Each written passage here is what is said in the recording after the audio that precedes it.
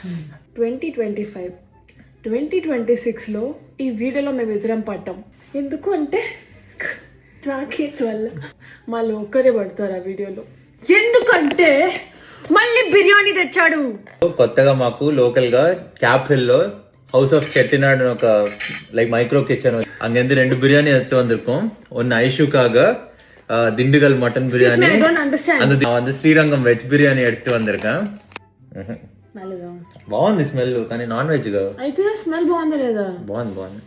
మేము బెల్వ్యూలు బోతెల్ వెళ్ళి తెచ్చుకునే లోపు చల్లారిపోతాయి.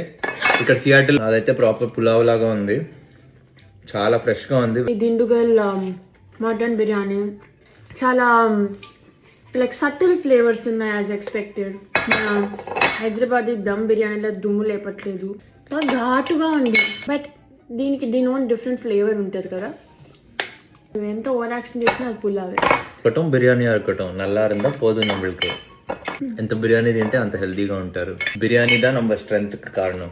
మీ రికమెండేషన్స్ కోసం మేము ఈ వీడియోస్ చేస్తూనే ఉంటాం, మీరు చూస్తూనే ఉండండి.